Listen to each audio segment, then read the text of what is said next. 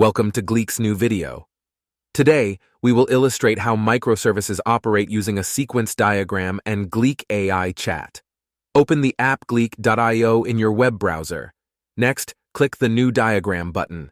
If you have a premium subscription, you'll find the Gleek Chat button at the bottom of the code field.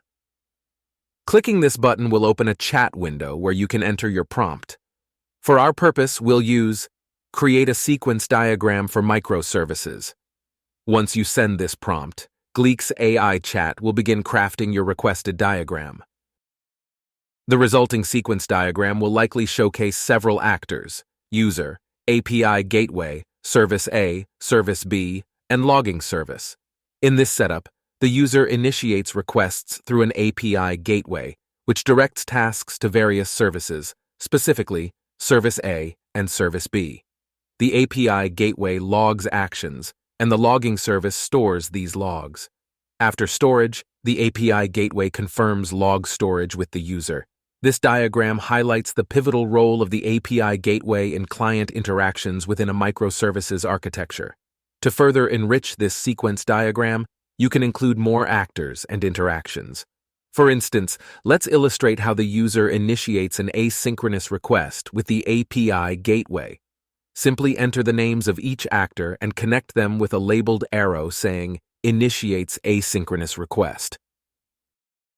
Subsequently, the API gateway forwards the request to a new actor, the event bus, for later processing. In the Gleek app, you just need to input the following syntax in the code field. API gateway sends message to event bus. Next, add a note above the API gateway to emphasize the asynchronous communication. To do this, type asynchronous communication, 2 dots, the word note, 2 hyphens, and API gateway.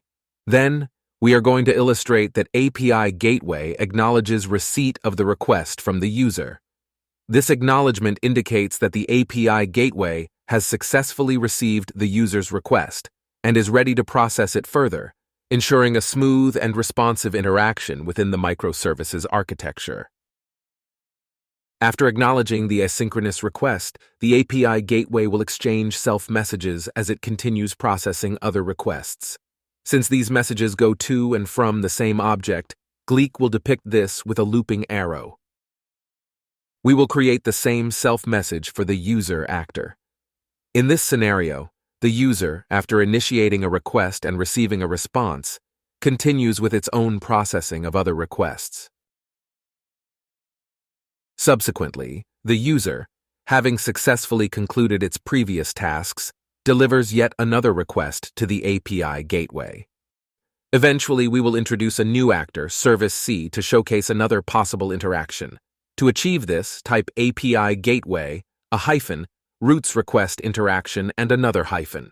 Then press the plus key to activate the service C and indicate that this object is currently in use. Now, service C will process the request and forward it to the API gateway.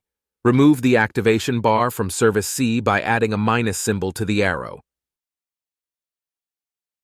Finally, the API gateway transmits the received response back to the user. There you have it. Your comprehensive microservices sequence diagram is now complete. If you don't have access to Gleek Premium and Gleek AI Chat, remember that you can still construct a microservices sequence diagram from scratch using the standard Gleek interface. Take a moment to explore the Gleek app, and please don't hesitate to share your thoughts in the comments. Enjoy diagramming.